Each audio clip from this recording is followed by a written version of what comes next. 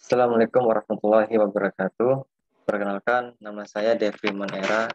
Di sini saya dari mahasiswa Fakultas Teknologi Informasi dan Informatika S1 Informatika Universitas Nasional.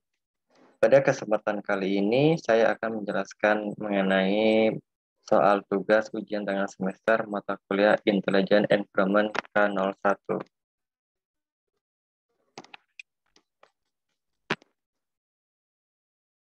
Baik, untuk saya sendiri akan menjelaskan mengenai soal materi dengan soal ganjil. Di mana soal ganjil yang pertama yaitu mengenai Internet of Things atau yang biasa disingkat IoT adalah suatu sistem di mana terhubung dan terintegrasinya perangkat satu dengan yang lainnya. Internet merupakan jaringan penghubung antar perangkat sehingga dapat terintegrasi. Maka beri penjelasan lengkap tentang konsep IoT. Yang soal kedua adalah beri penjelasan terkait implementasi intelligent environment di bidang kesehatan. Baik, untuk memulai soal pertama, saya mengetahui konsep IoT sendiri yaitu dapat didefinisikan, di mana IoT sendiri merupakan jaringan objek-objek yang saling terkoneksi di seluruh dunia yang secara unik berdasarkan protokol komunikasi standar. Pada konsep IoT, kita mengenal dengan sistem aktivitas manusia dengan benda atau benda dengan benda, di mana di dalamnya terdapat ada sensor, robot, platform, maupun cloud. Untuk layanan IoT sendiri yang saya ketahui khususnya itu GPS, yaitu Global Positioning System.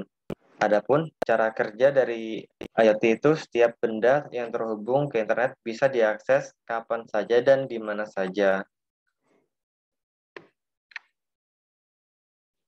Berikut untuk arsitektur IoT menurut sumbernya SCN Soft. Pada dasarnya untuk saat ini belum ada standar terkait arsitektur IoT pada gambar di samping merupakan desain arsitektur yang dibuat oleh ScienceSoft. Secara umum, arsitektur IoT memiliki elemen-elemen dari yang digambarkan oleh ScienceSoft ini.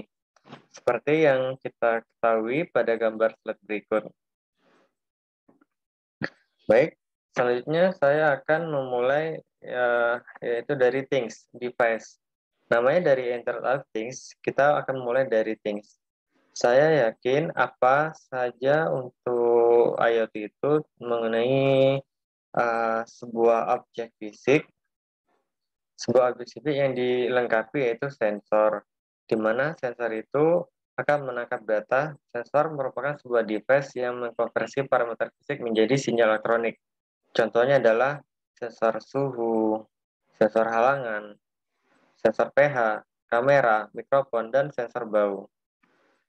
Adapun untuk aktuator sendiri merupakan sebuah device yang mengkonversi sinyal elektronik menjadi output fisik. Contoh dari aktuator sendiri yaitu LED, motor controller. Misalkan untuk LED itu menghidupkan lampu, motor controller ataupun water system. Water system digunakan untuk menyiram tanaman. Kemudian kita akan menjalankan slide berikutnya yaitu gateway.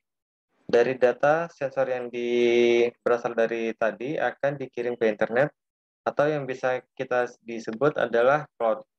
Gateway sendiri adalah sebagai perantara yang menyediakan konektivitas antara things atau device. Jadi kalau kita gambarkan akan muncul pada slide berikut yaitu thing device, ada sensor data, local gateway, cloud maupun local gateway. Di mana fungsi aktuator merupakan sebuah device yang mengkonversi sinyal elektronik menjadi output fisik.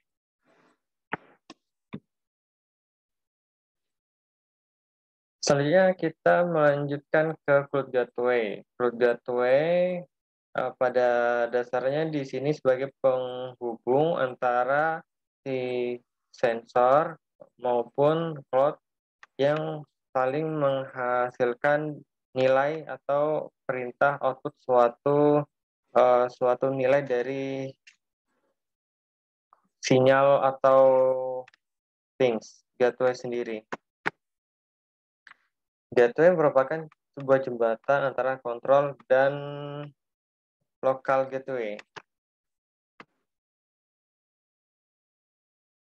Selanjutnya kita akan melanjutkan ke streaming data processor, di mana streaming data processor itu memastikan transisi dari input data ke data lake berjalan dengan baik. Apa itu data lake? Data lake itu merupakan penampungan raw data dari berbagai device untuk selanjutnya diolah dalam big data. Big data warehouse, data biasa disimpan dalam bentuk unstructured atau semi-structured. Selanjutnya, Big Data Warehouse. Big Data Warehouse, data yang berasal dari data lake diubah serta disiapkan dalam bentuk yang lebih terstruktur, serta hanya diambil yang akan berguna untuk analisa selanjutnya. Selanjutnya, kita bergeser ke data analistik, di mana pada data analistik, kita mencari insight di dalam data dengan metode statistika, visualisasi data, melihat pola serta korelasi antar data, dan analisis lainnya. Selanjutnya berkaitan dengan machine learning, yaitu membuat model pembelajaran mesin dengan algoritma artificial intelligence berdasarkan data yang diberikan. Model ini berpulang untuk mengotomatisasi beberapa hal dalam IoT. Selanjutnya ada control application, mengirimkan aksi secara otomatis ke akuator berdasarkan data ataupun model yang telah dihasilkan. Contohnya, menyalakan lampu, menyiram tanaman secara otomatis, mematikan mesin, dan lain sebagainya. Pada control application, terdapat rule-based dan machine learning-based. Kita bergeser ke selanjutnya, yaitu user application.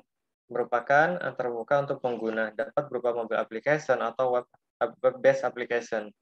Aplikasi ini biasa digunakan untuk monitoring kontrol serta konfigurasi behavior dari device IoT sendiri. Baik, soal kedua adalah penjelasan terkait implementasi intelligent environment di bidang kesehatan. Pada kesempatan ini, saya akan mencontohkan implementasi IoT di bidang kesehatan, yaitu mengenai application Health Detector atau disingkat HHD untuk mendeteksi kesehatan di dalam tubuh berbasis Android. Konsep intelligent environment yaitu suatu bidang ilmu yang mempelajari tentang konsep kecerdasan buatan yang diimplementasikan untuk otomasi lingkungan seperti perkotaan, peternakan, dan lain-lain. Pendahuluan. Menurut Organisasi Kesehatan Dunia, ada lebih dari 181 juta permasalahan COVID-19 yang terdapat di segala dunia sampai saat ini. Oleh karena itu, untuk dapat memantau jumlah pasien yang besar ini, diperlukan teknologi Wireless Body Area Network atau disingkat WBAN. Dalam beberapa tahun terakhir, minat terhadap WBAN semakin meningkat karena telah menjadi bidang penelitian penting karena kebutuhannya yang semakin meningkat di beberapa bidang. Disinilah peranan IoT pada WBAN teknologi WBAN yang digunakan untuk pertukaran informasi yang menggunakan serial modul ESP8266. Di mana serial ESP8266 ini merupakan teknologi yang dapat mengkomunikasikan antara sistem perangkat hardware dengan sistem Internet of Things yang dikomunikasikan sangat berpengaruh terhadap kinerja WBAN yang efisien dan hemat daya. Masalah lainnya yaitu untuk sistem keamanan medis dari gangguan data fisiologis yang dikumpulkan oleh jaringan sensor adalah informasi kesehatan yang bersifat pribadi. Pada penelitian ini akan merancang sebuah aplikasi health detector yang berbasis Android untuk mendeteksi kesehatan di dalam tubuh manusia. Data yang ditampilkan bersifat secara real time. Data kesan tubuh yang ditampilkan dalam bentuk data terbaru yang dibaca oleh sensor node yang menunjukkan grafik keseluruhan. Latar belakang dari penerapan implementasi berikut merupakan IoT sangat merupakan teknologi sebuah paradigma baru yang dapat menghubungkan berbagai bidang melalui internet. Untuk pada studi kasus ini yaitu aplikasi perawat kesehatan yang terhubung dengan IoT. Di sini peran IoT sangat berperan khususnya pada teknologi weban yang digunakan untuk protokol informasi pada ESP 8266. Hasil pembahasan yaitu di sini kita lihat ada grafik pembacaan, monitoring kesehatan, dan halaman startup awal untuk status kondisi kesehatan tubuh manusia. Perancangan fitur Luna sudah sukses berdasarkan pada blok diagram serta desain layout yang sudah terbuat. Pembuatan aplikasi ini memakai software IDE Android Studio. Application of Health Detector menampilkan menu utama di aplikasi HD, yaitu ada button data, history, dan about. Kemudian gambar tampilan saat button ditekan. Data yang ditampilkan bersifat secara real-time. Kesimpulan implementasi dari soal nomor 2 yaitu aplikasi Health Detector selaku aplikasi sistem pendeteksi kesehatan tubuh berbasis Android memiliki kemampuan yang cukup baik untuk mengetahui kesehatan tubuh berbentuk informasi data secara real-time. Maupun histori pada tampilan story, aplikasi HD sudah bisa ditunjukkan bahwa semua list data pembelanjaan kesehatan tubuh pada waktu sebelumnya juga ditampilkan di samping tampilan nilai-nilai tersebut. Secara performa tingkat aplikasi yaitu pada uji usability memiliki persentase 83%, artinya aplikasi AHD dapat dijalankan dengan mudah oleh pengguna. Berikut presentasi mengenai soal UTS Intelligent Environment yang dapat saya sampaikan. Kurang lebihnya saya akhiri. Wassalamualaikum warahmatullahi wabarakatuh.